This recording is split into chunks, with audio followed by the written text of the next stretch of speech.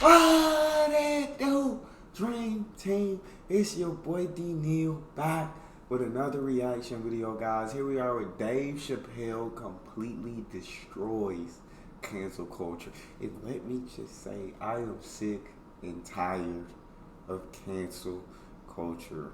I'm tired of people being canceled for such little things. Like it's so annoying, honestly. But I mean, that's the day and age we live in. Cancel culture keeps getting taken. It's gonna continue to get further and further to the point where you just can't say anything. You won't be allowed to have an opinion. I feel like at a certain point, you just won't be allowed to have an opinion because somehow, some way, any kind of opinion that you have is gonna offend one group of people, or is gonna offend another group, and you won't be able to say anything at a certain point, right? Everybody will be censored, everybody will be muted, or you're automatically canceled. And I get tired of it. I get tired of it. But let's jump into this. Before we do, make sure you subscribe to the channel, ring notification bell, get a video a thumbs up so it gets suggested. Dave, what we got? Hey, if you do anything wrong in your life, and I find out about it, I'm gonna try to take everything away from you. And I don't care when I find out. Could be today, tomorrow, 15, 20 years from now. If I find out, you're fucking finished. Could have been 10 years in your past, and somehow it gets brought up. You're a completely different person than you were 10 years ago. But now you gotta pay for a mistake that you made when you were probably young and dumb.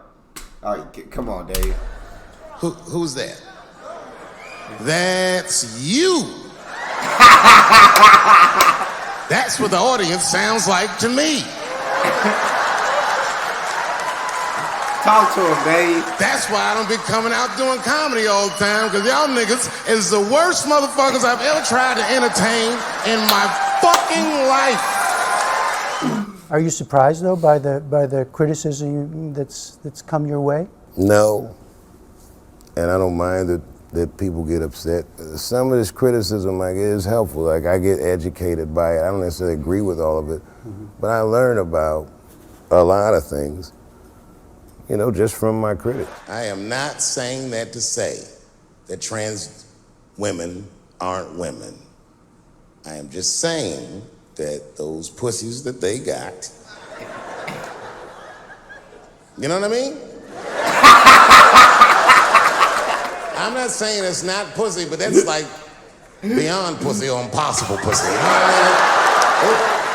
It tastes like pussy, but that's not quite what it is it? It's not blood, that's beet juice. He said it's not blood, that's beet juice.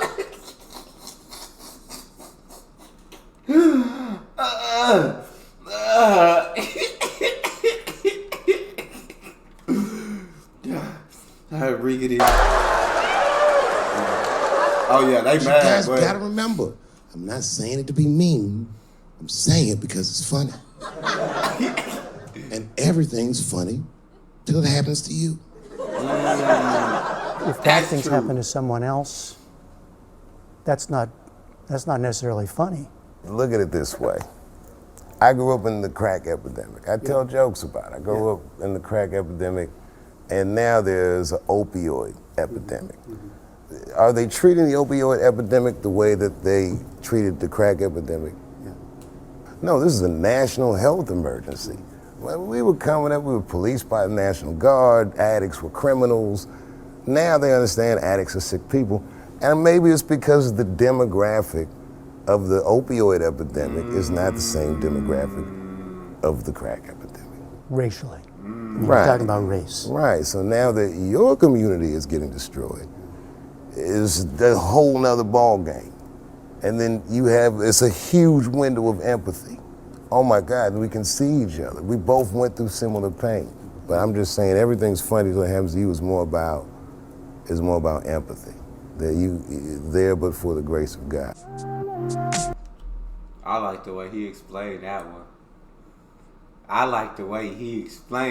one. Dave. Let's read this. Our culture has accepted two huge lies. The first is that if you disagree with someone's lifestyle, you must fear or hate them. Facts. The second is that to love someone means you agree with everything they believe, say, or do. Facts. Both are nonsense. You don't have to compromise convictions to be compassionate. Complete, utter facts. I don't know why we've accepted these two lies, but he is 100% right. If you disagree with someone's lifestyle, bro, like you have to criticize them. You have to be worried about what they're doing. You have to cancel them. And to love someone does not mean you have to agree with them all of the time, right? You can love someone. I love a lot of people that I completely disagree with. You know what I'm saying? A lot of people that might criticize me, that might talk to me about me behind my back. Cool. You know what I'm saying? But at the end of the day, you do you. Like, live your life. Live your life exactly how you want to live your life. You only get one life. Don't live your life according to what others are going to think of you. Don't live your life according to what society is going to think of you. And while you're living your life, don't worry about how other people are living their life. Let them live their life. Let them be. You know what I'm saying? I don't wanna call you back if you don't feel my love. I don't wanna sit with your heart. Support everyone's right to be who they want to be. My question is, to what extent do I have to... Oh, I said this the other day. I said this the other day in a video. I support anyone's right to be who they want to be. My question is, to what extent do I have to participate in your self-image? I said this when they were talking about if you can change your race, or if you could change your gender, why can't you change your race or whatever? And I said, it's your life. You can do whatever you want to do with your life. But what you can't do is expect people to see you exactly how you want to be seen. You can't expect that from other people, but you yourself, you can live however you want to live. You know what I'm saying? I said it to Dave. Same wavelength, bro.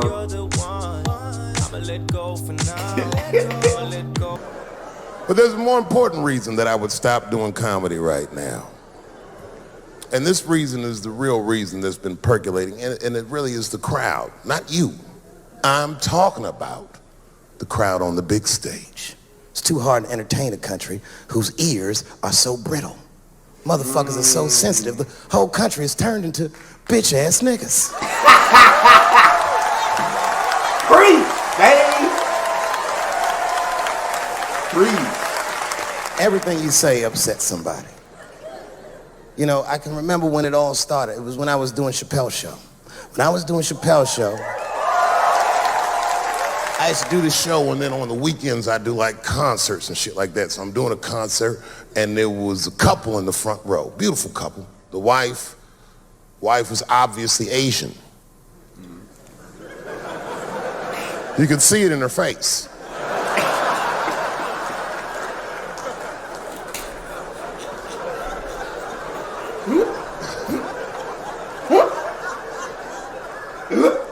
The husband. this motherfucker was mysterious, to say the least. Couldn't quite pinpoint where he was from. Caramel-colored fella, very nice hair, but he could have been from anywhere. Bangladesh, Mexico. I can't guess with a nigga like this. All I knew for sure about this guy is that his wife was a bitch.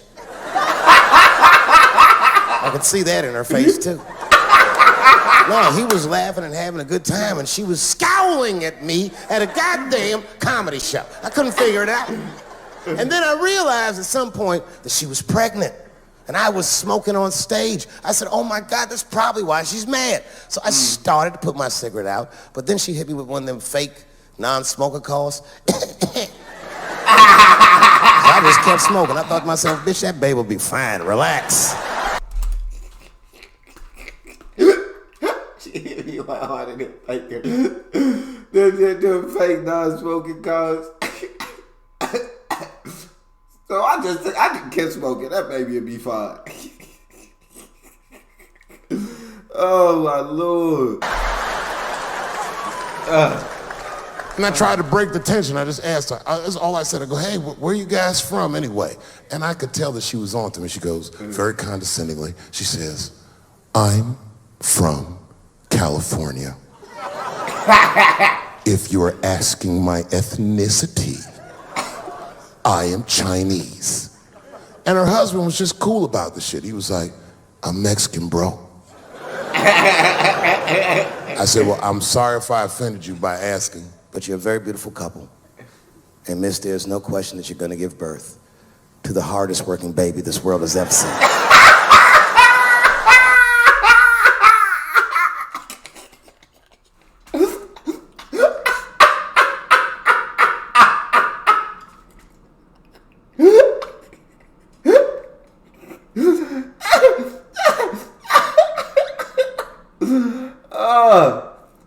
That was a good one, bro. That was a good one. To the hardest working baby this world has ever seen.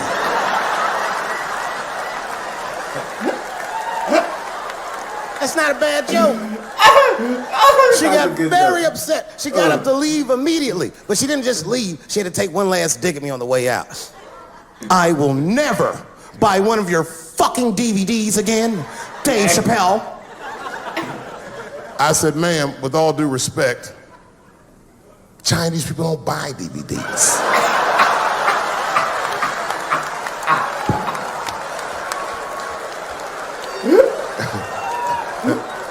And the crowd went crazy. We were all laughing, having a good time. I didn't even think anything of it. And then just 3 days later, this lady sends a fucking letter to my promoter telling him not to book me for shows anymore because I was, quote, racist, and I'm quoting her, insensitive to the nature of my interracial marriage. I was like, word, bitch, I was. If she had just done a little bit of research, she would know that I myself am in an interracial marriage. That's right. In fact, my wife is Asian too. Surprise, bitch, I'll see you on Thanksgiving.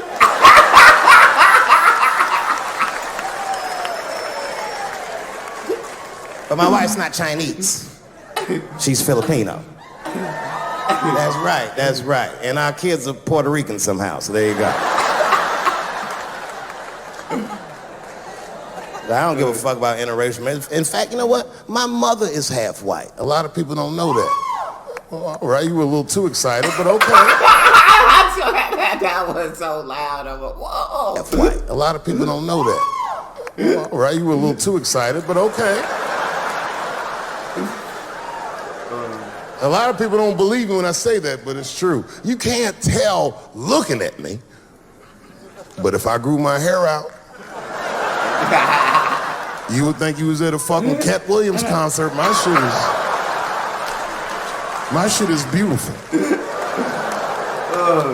But motherfuckers are just taking it too far. I don't know why or how everybody got this goddamn sensitive. You know who hates me the most? The transgender community. That was perfect, bro. That was legit, absolutely perfect. That's all we got. You guys got a favorite video suggestion, you can subscribe to Patreon and drop it in the comment section.